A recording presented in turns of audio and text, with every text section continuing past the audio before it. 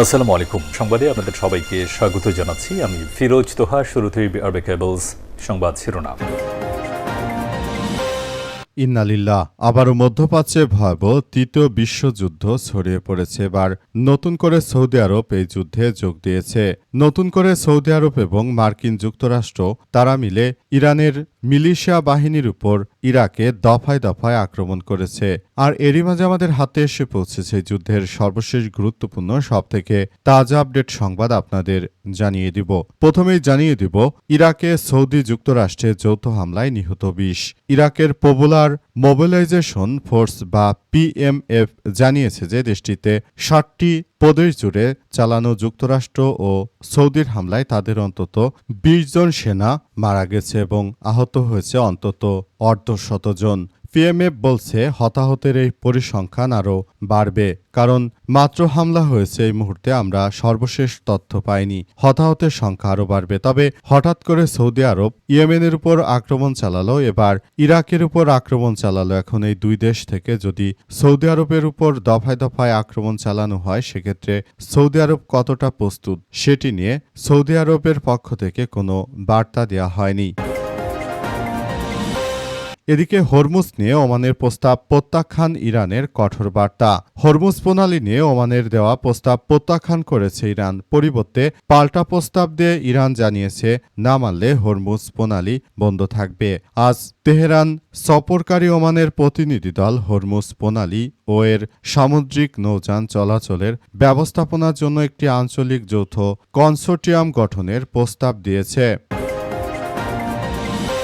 এদিকে যুক্তরাষ্ট্রের সঙ্গে আলোচনায় ফিরতে কেন তাড়াহুড়ো নেই ইরানের, দ্য নিউ ইয়র্ক টাইমসের প্রতিবেদন। মার্কিন যুক্তরাষ্ট্রের সঙ্গে যুদ্ধ চালিয়ে যাচ্ছে দীর্ঘদিন ধরে ইরান। তবে এই যুদ্ধ শেষ করার জন্য কিংবা যুক্তরাষ্ট্রের সঙ্গে কোনো চুক্তি করার জন্য কোনোরূপ তাড়াহুড়ো নেই এই রাষ্ট্রটির। কেন তাড়াহুড়ো নেই এ বিষয়ে মার্কিন যুক্তরাষ্ট্রের প্রভাবশালী গণমাধ্যম তারা একটি প্রতিবেদন প্রকাশ করেছে। সেখানে দেখা যাচ্ছে যুদ্ধের প্রায় সব দিকে এগিয়ে রয়েছে ইরান। এর ফলে মূলত ইরান যুক্তরাষ্ট্রের সঙ্গে কোনো চুক্তি করার জন্য তাড়াহুড়ো করছে না।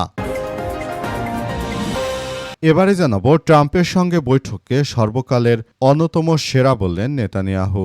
মার্কিন প্রেসিডেন্ট ডোনাল্ড ট্রাম্পের সঙ্গে বৈঠক করেছে ইসরায়েলের প্রধানমন্ত্রী বেনিয়ামিন নেতানিয়াহু। হোয়াইট হাউসে এই বৈঠক অনুষ্ঠিত হয়। বৈঠকে সর্বকালের অন্যতম সেরা বলে মন্তব্য করেছেন নেতানিয়াহু।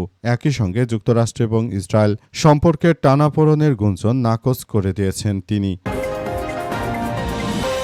এবং সর্বশেষ জানাবো যেভাবে গ্রেপ্তার হলেন সন্ত্রাসী ডেভিড ইমন। চট্টগ্রামে আলোচিত শীর্ষ সন্ত্রাসী মোবারক হোসেন ওরফে ডেভিড ইমনকে গ্রেপ্তার করে আইন শৃঙ্খলা রক্ষাকারী বাহিনীর সদস্যরা কয়েকদিন ধরে তার অবস্থান শনাক্তের কাজ করছিল আইন শৃঙ্খলা রক্ষাকারী বাহিনী।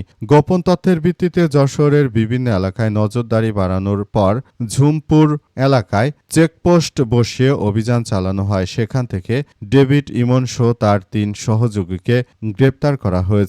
পুলিশের ভাষ্য অনুযায়ী দিবাগত রাত ৩টার দিকে যশোর কোতোয়ালি থানার ঝুমপুর এলাকায় অভিযান চালায় গোয়েন্দা পুলিশ। এ সময় ডেভিড ইমনের সঙ্গে ছিলেন ৩ সহযোগী আলিস, তমাল, সাফায়েত এবং শামীম। তাদের আটকের পর তারপর গ্রেপ্তার দেখানো হয়েছে।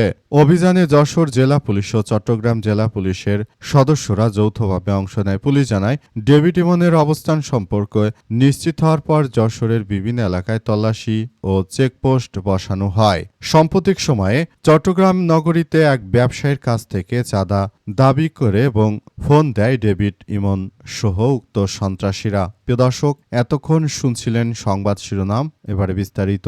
তবে তার আগে বন্ধুরা অনুরোধ থাকবে এই সংবাদটিতে একটি লাইক দিন। এই চ্যানেলে আপনি নতুন হয়ে থাকলে আমাদের সংবাদটি দেখতে দেখতে চ্যানেলটি সাবস্ক্রাইব করে রাখুন। কমেন্ট করে বন্ধুরা আপনার মূল্যবান মতামত জানিয়ে দিন আপনি বিশ্বের কোন দেশ থেকে বা বাংলাদেশের কোন স্থান থেকে আমাদের সংবাদটি দেখছেন এবং শুনছেন। আর বন্ধুরা সংবাদটি আপনার সোশ্যাল মিডিয়া ফেসবুকে শেয়ার করে বন্ধুদেরও দেখার সুযোগ করে দিন। গাজা যুদ্ধে আপনি যদি নিরীহ ফিলিস্তিনিদের ভালোবেসে থাকেন বন্ধুরা কমেন্টে ইয়েস লিখে পুরো বিশ্ববাসীকে আমাদের এই তাজা আপডেটটি দেখার সুযোগ করে দিন। এবারে বিস্তারিত। ইরাকে সৌদি যুক্তরাষ্ট্রের যৌথ হামলায় নিহত ২০। ইরাকের পপুলার মোবিলাইজেশন ফোর্স বা পিএমএফ জানিয়েছে যে দেশটির ৭টি প্রদেশ জুড়ে চালানো যুক্তরাষ্ট্র এবং সৌদি আরবের হামলায় তাদের অন্তত ২০ জন যোদ্ধা নিহত হয়েছে, আহত হয়েছে ৩২ জন। জানা গেছে পিএমএফ হচ্ছে ইরানের একটি সশস্ত্র সংগঠন। হতাহতের এই সংখ্যার প্রাথমিক এই সংখ্যা আরও বাড়তে পারে। এর আগে নিহতের সংখ্যা ৮ বলে জানানো হয়েছিল। এক বিবৃতিতে জানা যায় যে বাগদাদ, অসিত, নিনেভে, বসরা, কিরকুক, কারবালা এবং দিয়ালা প্রদেশে পিএমএফের ঘাঁটিগুলোতে এই হামলা চালানো হয়। হামলায় ভবন, যানবাহন এবং সামরিক সরঞ্জামেরও বিভিন্ন মাত্রায় ক্ষতি হয়েছে বলে সেখানে উল্লেখ করা হয়েছে। এই ক্ষতির পরিমাণ আরও তীব্র থেকে তীব্র হতে পারে বলে এমন কথাই শোনা যাচ্ছে। তবে হঠাৎ করে সৌদি আরব কেন এই ধরনের আক্রমণের মধ্য জড়ালো সেটি এখন পর্যন্ত বোঝা যাচ্ছে না। এখন সৌদি আরব যে আক্রমণ চালিয়েছে, এখন যদি সৌদি আরবের বিভিন্ন শহরে একযোগে হামলা শুরু করে ইরান, সেক্ষেত্রে মার্কিন যুক্তরাষ্ট্র আসলে কাদেরকে রক্ষা করবে? তারা এমনিতে ইরানের সঙ্গে মধ্যপ্রাচ্যে কোনোভাবেই পেরে উঠছে না। নতুন করে আবার যদি সৌদি আরবের বিরুদ্ধে যুদ্ধের ঘোষণা দেয় ইরান, তাহলে মার্কিন যুক্তরাষ্ট্র এবং সৌদি আরব মূলত কোথায় গিয়ে দাঁড়াবে সেই বিষয়টি তাদের ভেবে দেখা উচিত। এই মুহূর্তে মার্কিন যুক্তরাষ্ট্র এবং দখলদার ইসরায়েল তারা মূলত ইরানের বিরুদ্ধে হরমুজ প্রণালী অবমুক্ত করার জন্য বিভিন্ন প্রচেষ্টা চালিয়ে গেলেও শেষ পর্যন্ত ইরানের আক্রমণে মার্কিন যুক্তরাষ্ট্র আসলে টিকে থাকতে পারছে না। তারপরও আবার সৌদি আরবের সঙ্গে যুক্ত হয়ে সৌদি আরব এর আগে ইয়েমেনের বুকে আক্রমণ চালিয়েছে, আবার নতুন করে তারা ইরাকের বুকে আক্রমণ চালিয়ে যে সন্ত্রাসী কার্যক্রম শুরু করেছে, এর মধ্য দিয়ে মূলত সৌদি আরবের মৃত্যুর দিকে এগিয়ে যাচ্ছে তারা। হরমুজ নিয়ে ওমানের প্রস্তাব প্রত্যাখ্যান করল ইরান। কঠোর বার্তা। হরমুজ প্রণালী নিয়ে ওমানের দেয়া প্রস্তাব প্রত্যাখ্যান করেছে ইরান। সম্প্রতি পরিবর্তে পাল্টা জবাব দিয়ে ইরান জানিয়েছে, না মানলে হরমুজ প্রণালী বন্ধই থাকবে। শুক্রবার ও শনিবার তেহরানের সফরকারী ওমানের প্রতিনিধি হরমুজ প্রণালী এর সামুদ্রিক নৌযান চলাচল ব্যবস্থাপনার জন্য একটি আঞ্চলিক যৌথ কনসোর্টিয়াম গঠনের প্রস্তাব দেয়া হয়। ওমানের প্রস্তাবে প্রণালীটির ব্যবস্থাপনায় ৫০-৫০ ভিত্তিতে দায়িত্ব ভাগাভাগির কথা বলা হয়, অর্থাৎ প্রণালীর অর্ধেক অংশ থাকবে ইরানের নিয়ন্ত্রণে এবং বাকি অর্ধেক থাকবে ওমানের তত্ত্বাবধানে। তবে ইরান এই প্রস্তাব প্রত্যাখ্যান করেছে। তেহরানের দাবি, হরমুজ প্রণালীর ব্যবস্থাপনা সংক্রান্ত যে কোনো কাঠামো কেবল ইরান ও ওমানের মধ্যেই সীমাবদ্ধ থাকতে হবে। ইরানের চুক্তি প্রণালীটির তীরবর্তী রাষ্ট্র হিসেবে একমাত্র দুই দেশেরই এই বিশেষ অধিকার রয়েছে। এছাড়াও ইরান দাবি করেছে প্রণালীর ৫০% অংশের উপর তাদের পূর্ণ নিয়ন্ত্রণ থাকবে এবং বাকি অংশেরও আংশিক নিয়ন্ত্রণ নিশ্চিত করতে হবে। ফলে আলোচনা ইতিবাচক অগ্রগতির দিকে এগোচ্ছে এমন বার্তা মিললেও হরমুজ প্রণালী নিয়ে নিজেদের মূল অবস্থান থেকে এখনও সরে আসেনি তেহরান। ইরানের উপপররাষ্ট্রমন্ত্রী কাজেম গারিবাবাদি জানিয়েছেন যে এটি ইরানের পাল্টা প্রস্তাব। ওমান তা গ্রহণ না করলে হরমুজ প্রণালী বন্ধই থাকবে। অন্যদিকে বুধবার এক জ্যেষ্ঠ ইরানি কর্মকর্তা রয়টার্সকে জানায় যে হরমুজ প্রণালীর যৌথ আঞ্চলিক ব্যবস্থাপনা নিয়ে ওমানের প্রস্তাব সরাসরি নাকচ করেছে তেহরান। নাম প্রকাশে অনিচ্ছুক ওই কর্মকর্তা জানান যে এই পরিকল্পনা সফল হওয়ার কোনো সম্ভাবনা একবারেই নেই। যুক্তরাষ্ট্রের সঙ্গে আলোচনায় ফিরতে কেন তাড়া নেই ইরানের? দ্য নিউ ইয়র্ক টাইমসের প্রতিবেদন।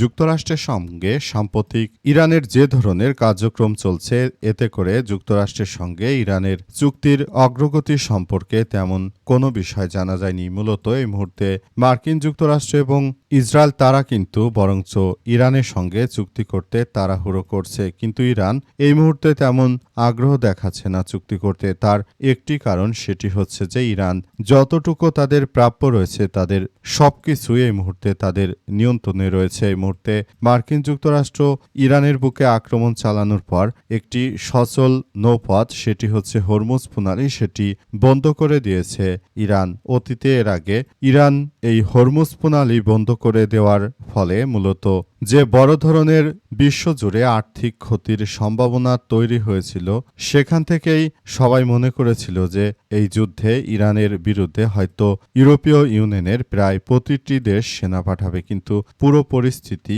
বদলে গেছে। যুক্তরাষ্ট্রের পক্ষ হয়ে কোনো রাষ্ট্রই সেনা পাঠায়নি। এজন্য ইরান নির্বিঘ্নে তারা হরমুজ প্রণালীর পুরোপুরি নিয়ন্ত্রণ এখনও তাদের হাতেই রেখেছে। আর অবস্থায় যুক্তরাষ্ট্র যদি ইরানের সঙ্গে চুক্তি করে, সেক্ষেত্রে হরমুজ প্রণালী ইরানের হাতে দেই এই চুক্তি করতে হবে এমন কথা জানিয়েছে ইরান। আর যুক্তরাষ্ট্র পুরোপুরি হরমুজ প্রণালী তারা ইরানের হাতে ছেড়ে দিতে নাখোশ রয়েছে। অবস্থায় যুক্তরাষ্ট্র তারা তাড়াহুড়া করলেও ইরানের কোনোই তাড়া নেই। তারা চুক্তি নিয়ে অতটা আগ্রহ দেখাচ্ছে না, যেহেতু এই মুহূর্তে প্রায় মধ্যপ্রাচ্যের প্রতিটি রাষ্ট্র একরকম ব্লকেডের মধ্যে রয়েছে। ট্রাম্পের সঙ্গে বৈঠককে সর্বকালের অন্যতম সেরা বললেন নেতানিয়াহু। মার্কিন প্রেসিডেন্ট ডোনাল্ড ট্রাম্পের সঙ্গে বৈঠক করেছেন ইসরায়েলের প্রধানমন্ত্রী বেনিয়ামিন নেতানিয়াহু। হোয়াইট হাউসে এই বৈঠক অনুষ্ঠিত হয়। বৈঠকে সর্বকালের অন্যতম সেরা বলে মন্তব্য করেছেন নেতানিয়াহু। সেই সঙ্গে যুক্তরাষ্ট্র ইসরায়েল সম্পর্কের টানাপোড়েনের গুঞ্জনও নাকচ করে দিয়েছেন তিনি। বৈঠকের পর ফক্স নিউজকে দেয়া এক সাক্ষাৎকারে নেতানিয়াহু বলেছেন যে ইরানের পারমাণবিক কর্মসূচি ঠেকানোর বিষয়ে উভয় দেশের লক্ষ্য এক এবং অভিন্ন। তিনি আরও জানিয়েছেন, আমাদের জোটে ফাটল খুঁজতে যারা অপেক্ষা করতে থাকে তাদের হতাশ করে আমরা সব সময় ভালো কিছু করি, কারণ তারা ফাটল নয়, গ্রানাইটের দেয়ালের মতো শক্ত সম্পর্কই মজবুত সম্পর্ক তারা গড়তে চলেছে বলে জানিয়েছে মার্কিন যুক্তরাষ্ট্র এবং দখলদার ইসরায়েলের প্রধানমন্ত্রী বেনিয়ামিন নেতানিয়াহু। নেতানিয়াহু শুরু থেকেই আসলে প্রায় প্রতিটি পদক্ষেপেই নেতানিয়াহু তিনি যুক্তরাষ্ট্রের যে সন্ত্রাসী প্রেসিডেন্ট ট্রাম্প রয়েছে, ট্রাম্পকে খুশি করার চেষ্টা করে এবং প্রায় প্রতিটি ক্ষেত্রেই নেতানিয়াহু সফলভাবে ট্রাম্পকে খুশি করিয়ে দিতে পারে। অবস্থায় শেষ পর্যন্ত এই পরিস্থিতি কোন দিকে যাবে সেটি এখন পর্যন্ত বোঝা যাচ্ছে না। তবে যেটাই হোক না কেন, আমরা এই মুহূর্তে এই বিষয়গুলো নিয়ে খুবই সতর্কতার সঙ্গে আছি বলে জানানো হয়েছে এবং এটা আমাদের জন্য এক বড় ধরনের কার্যকর পরিস্থিতির মধ্যে ঠেলে দিতে পারে বলে এমন কথা উল্লেখ করা হয়েছে। তো শেষ পর্যন্ত পরিস্থিতি কোন দিকে যায় সেটি দেখভাল করতে হবে।